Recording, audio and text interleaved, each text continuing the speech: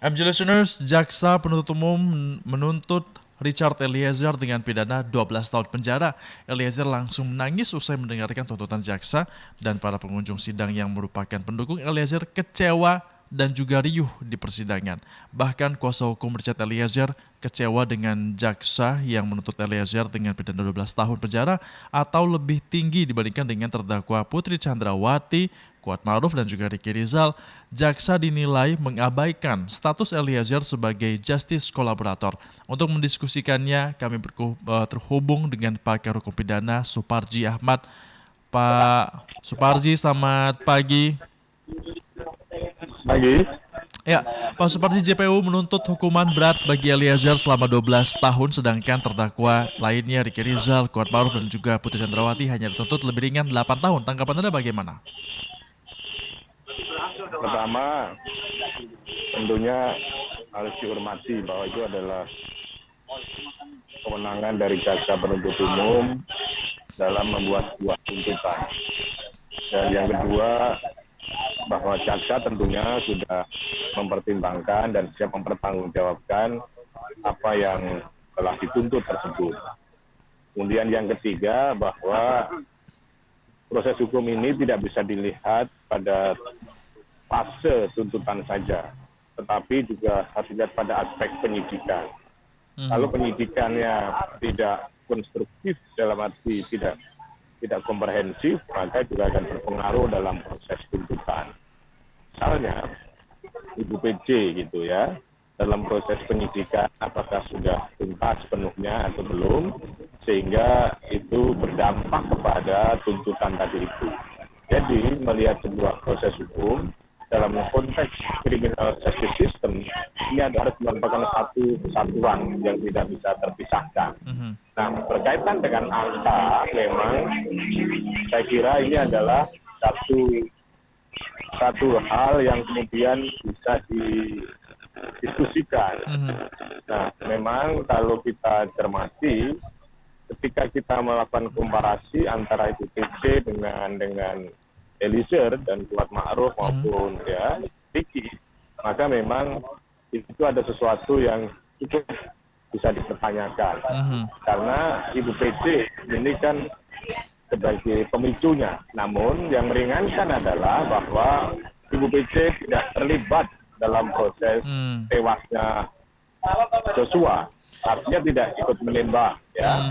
Tapi kalau Eliezer memang pada satu sisi bahwa telah mengakui bahwa dialah yang menembak, dan kemudian yang kedua, pengakuan tadi itu apakah terjadi setelah kemudian mengalami keterdesakan atau menempatkan diri sebagai DC itu setelah berjalan beberapa kurun waktu tertentu. Artinya memang dari awal juga terlibat dalam proses merekayasa kasus itu dengan narasi tembak-menembak. Nah, pada sisi yang lain juga saya kira memang harus secara objektif dilihat bahwa Eliezer ini adalah telah menempatkan diri sebagai orang yang berani berkorban. Untuk apa? Berkorban untuk pimpinannya, berkorban untuk dirinya sendiri. Dalam arti bahwa untuk dirinya sendiri, keberanian menjadi JC itu saya kira penuh dengan resiko, penuh dengan tekanan, penuh dengan kekhawatiran dan lain sebagainya.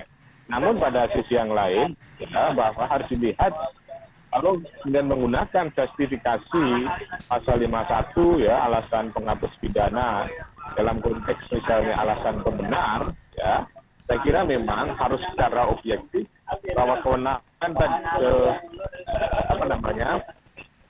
melaksanakan perintah atasan tadi itu harus proporsional, dalam arti bahwa memang bagian dari kewenangannya, dan kemudian yang kedua bahwa memang untuk kepentingan umum, kepentingan pembelaan, bukan kepentingan pribadi. Artinya apa?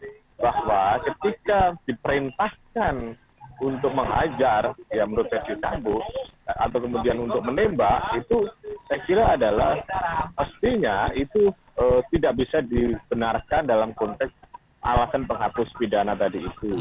Memang kemudian kalau ini adalah sebuah alasan daya paksa, karena memang terpaksa melakukan itu, tidak ada waktu untuk kemudian melarikan diri atau kemudian menghindar karena waktunya cepat, saya kira itu tidak sepenuhnya kemudian serta-merta menghapuskan pidana tadi itu.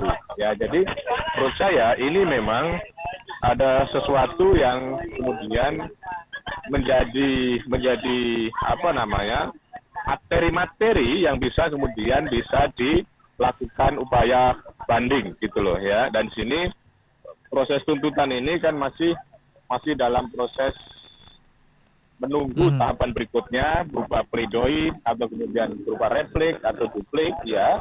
Jadi kita harus tetap melihat ini secara objektif, secara proporsional. Mungkin saja ada yang kecewa, ada yang tidak puas, itu adalah sangat mungkin ya terjadi karena memang sudut pandang yang berbeda. Namun sebetulnya terlepas dari kasus ini, satu hal yang penting adalah dalam proses penegakan ini, bagaimana ini menjadikan satu momentum ya untuk membangun sebuah keberanian siapapun untuk membongkar sebuah kejahatan, membongkar sebuah misalnya rekayasa kasus. Karena apa? Keberanian tadi itu dapat beribet.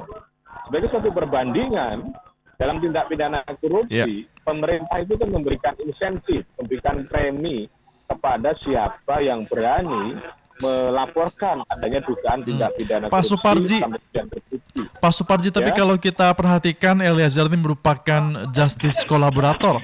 Kalau misalnya memang pasal penghapusan pidana itu tidak bisa diterapkan sebagai Eliezer, namun seharusnya justice kolaborator atau peran Eliezer ini bisa dipertimbangkan. Apakah dengan hukuman yang jauh lebih tinggi dibandingkan dengan tersangka lainnya? Ini hakim ataupun JPU, maksud kami, tidak mempertimbangkan Eliezer sebagai justice kolaborator atau bagaimana Pak Suparji Anda melihatnya? Ya, kenapa ditempatkan lebih tinggi dari terdakwa yang lain ya, terutama PC, Kuat Ma'ruf dan ya. Iya, padahal dia justice kolaborator. Apakah tidak dipertimbangkan ini oleh JPU perannya ini? Ya, saya kira dipertimbangkan. Kalau nggak dipertimbangkan kan bisa hukuman mati, bisa hukuman seumur hidup, bisa 20 tahun. Jadi kalau tidak dipertimbangkan sama sekali, saya kira tidak ya. Karena kalau tidak dipertimbangkan, berarti adalah vonisnya hukuman mati. Tuntutannya hukuman mati ya seumur hidup atau penjara 20 tahun gitu loh. Kalau tidak ada alasan yang meringankan. Ya, itu saya kira yang harus dicermati. Menurut saya ini sudah dipertimbangkan ya.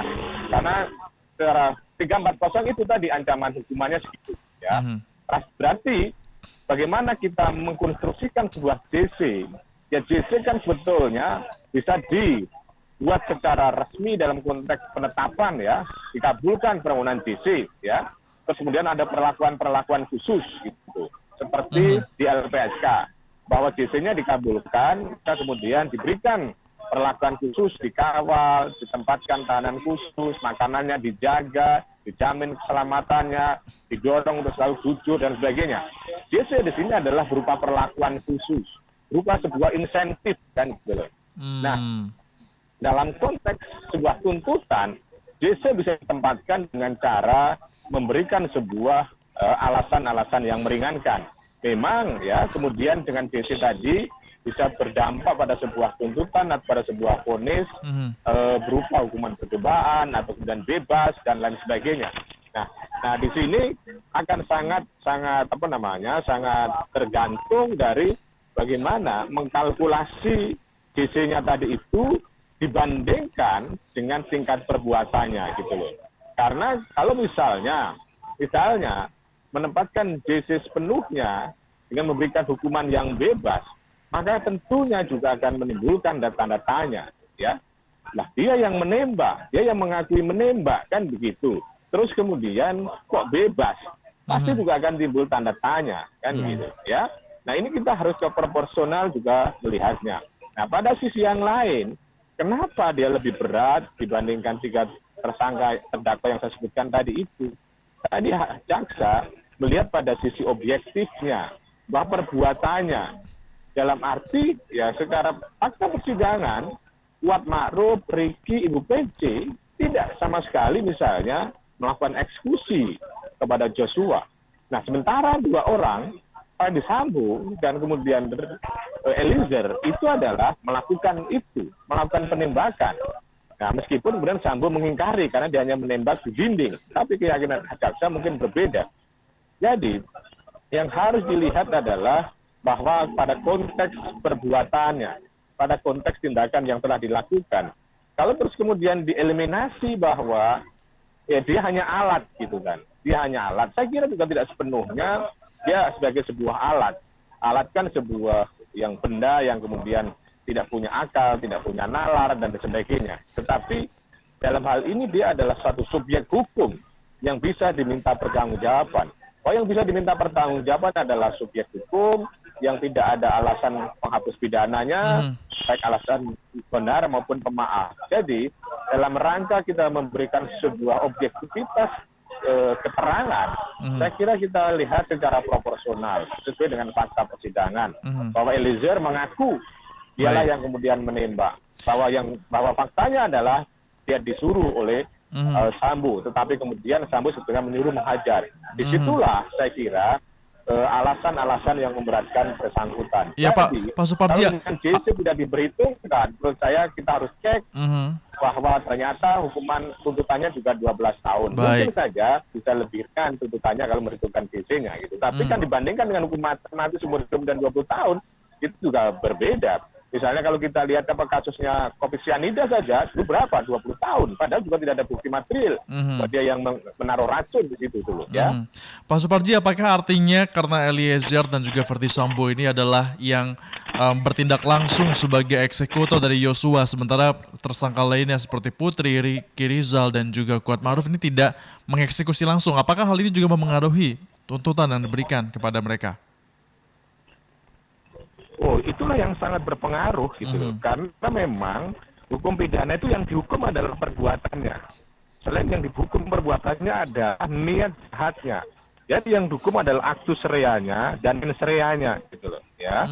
Nah, dalam konteks kasusnya Sambo, dia punya aktus rea dan kemudian niat jahat dan mens rea.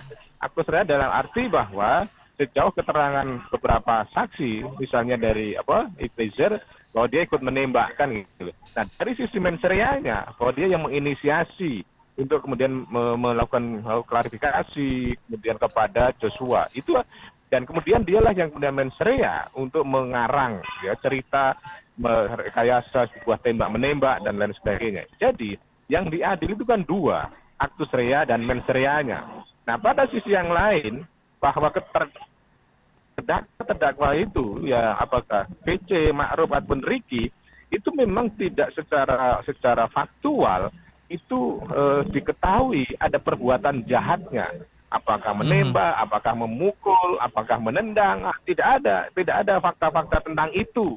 Nah, tetapi ada fakta bahwa dia berada di lokasi itu, sehingga kemudian mestinya ketika tahu ada perencanaan tadi itu, dia mendorong korban itu untuk lari, untuk sembunyi, untuk kabur, supaya tidak terjadi pembunuhan tadi itu, atau tidak terjadi penghajaran. Jadi disinilah pertanggungjawaban yang harus dilakukan. Jadi memang sebuah tuntutan, sebuah hukuman, itu memiliki kadar yang berbeda-beda, tergantung ke tingkat kesalahan dari masing-masing, tingkat perbuatan yang masing-masing. Kalau ibaratnya bahwa dia adalah minum banyak, minuman yang mengandung gula, maka akan sangat manis. Tetapi ketika minum yang gulanya sedikit, maka tidak terlalu manis. Jadi kadar perbuatan itulah yang kemudian membawa implikasi kepada pertanggungjawaban hukumnya gitu loh. Ya. Baik, artinya ini masih tuntutan, masih ada potensi mungkin ya lebih ringan karena nanti akan vonis hakim lah yang menentukan ya, Bang Suparji, terkait dengan daripada hukuman yang akan diberikan bagi para terdakwa ini. Terima kasih Pakar Hukum Pidana Suparji Ahmad atas waktunya sudah bergabung bersama kami di MG Radio Network. Salam sehat dan juga selamat kembali beraktivitas Pak Suparji.